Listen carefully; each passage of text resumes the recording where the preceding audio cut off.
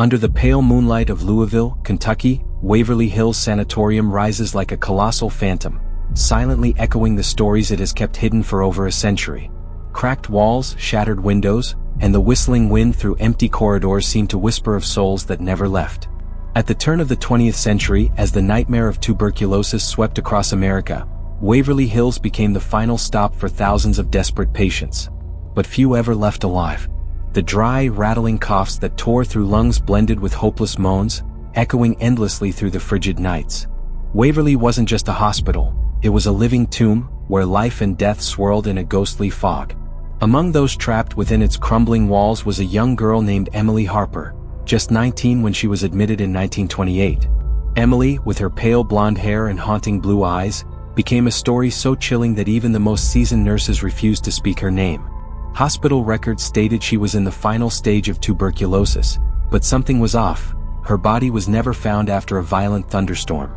They say Emily vanished into the death tunnel, a 500-foot underground passage built to discreetly remove bodies from the hospital, so the living wouldn't lose hope. But those who worked there told a different tale.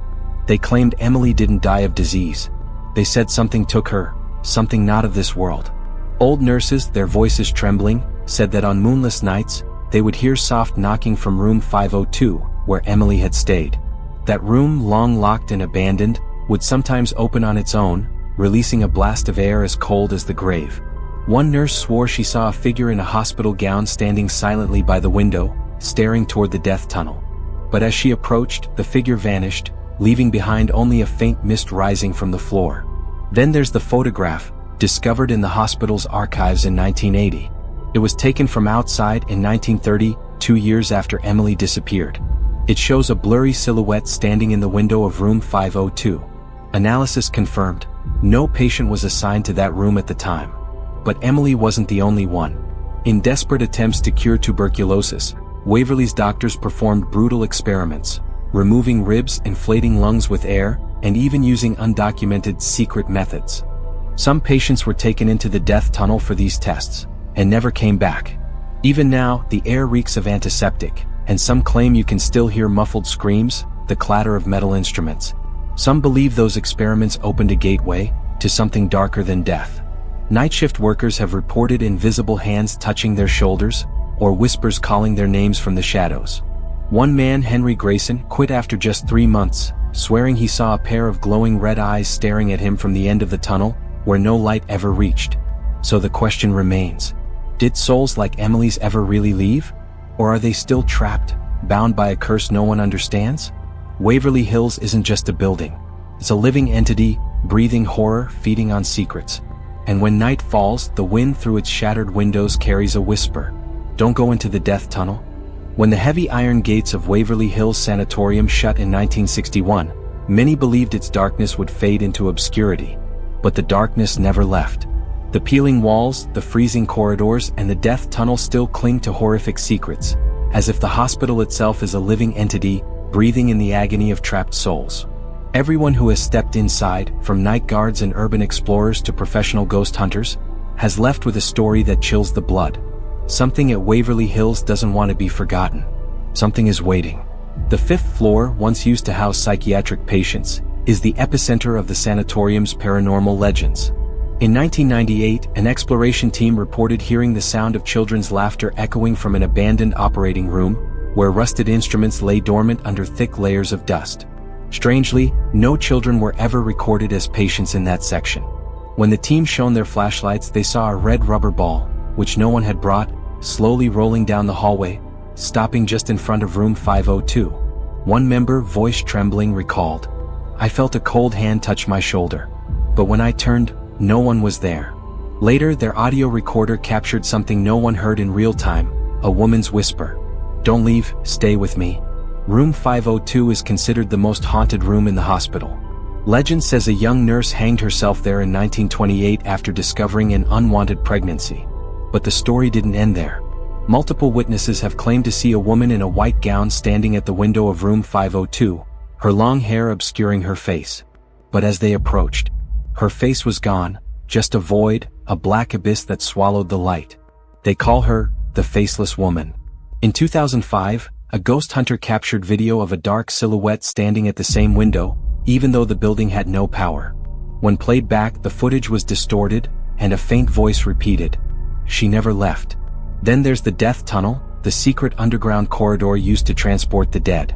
Even the bravest investigators shiver walking through it. In 2010, a team equipped with EMF meters reported their devices going haywire the deeper they went. They heard rhythmic tapping, like fingernails scratching the stone walls. One member, Sarah, said, "I felt a cold draft curl around my legs, like something crawling beneath me. When I pointed my flashlight down, there was nothing. But I heard breathing right behind my neck." Their camera captured a faint human figure standing at the end of the tunnel, yet no one from the team had gone that far. When they reviewed the footage, the figure had vanished, but a tiny handprint appeared on the lens as if a child had touched it. These events aren't just ghost stories. Paranormal equipment has recorded extreme temperature shifts, from burning hot to ice cold in seconds. In 2015, a research group placed infrared cameras in the third-floor hallway, once the tuberculosis ward. In the footage, a tall, undefined figure drifted through a wall, as though melting into stone. But the most terrifying moment came from the X-ray room, where no machinery has functioned in decades. A scream erupted, not human, but like dozens of voices merged into one, pleading to be released. Were these spirits patients? Nurses? Or something darker, imprisoned by the curse of Waverly Hills? These stories are just the surface. Is Emily, the young woman who vanished into the death tunnel, still wandering its depths? Is the faceless woman searching for something she never found in life? Waverly Hills is not just an abandoned building. It's a gateway to a place where light cannot reach. Waverly Hills Sanatorium, with its decaying walls and dark corridors, still stands as a challenge to anyone bold enough to enter. Though more than half a century has passed since its gates closed, the darkness within is still alive, still breathing, and still waiting. Today, Waverly Hills draws explorers, ghost hunters, and thrill seekers trying to test their courage. But no one leaves without taking a piece of fear with them. A lingering sense that something is watching, waiting, and whispering from the shadows. The mysteries of this place aren't just echoes of the past. They're still happening. And they're getting worse. One of the most chilling stories comes from a night tour guide named James, who leads ghost hunts through the building after dark. On a moonless night in 2018, as he guided a group through the 5th floor, James felt a sudden wave of cold cut through the air, even though it was a sweltering summer night. As the group stopped outside room 502, James saw something he would never forget. A pale, shapeless hand gripping the outside of the window, even though there's no balcony, no ledge, no possible access. It didn't look human, he recalled, still shaken. It was long, thin, and the fingers curled like claws. When I pointed my flashlight, it vanished, but I heard a raspy laugh from inside the room. The group left immediately. But later, one member checked their camera and found something terrifying. In a hastily taken photo, 2 glowing red eyes stared from the corner of the window, watching them.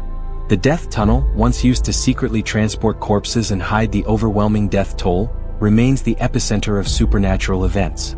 In 2020, a research team placed audio equipment in the tunnel and recorded unexplainable sounds.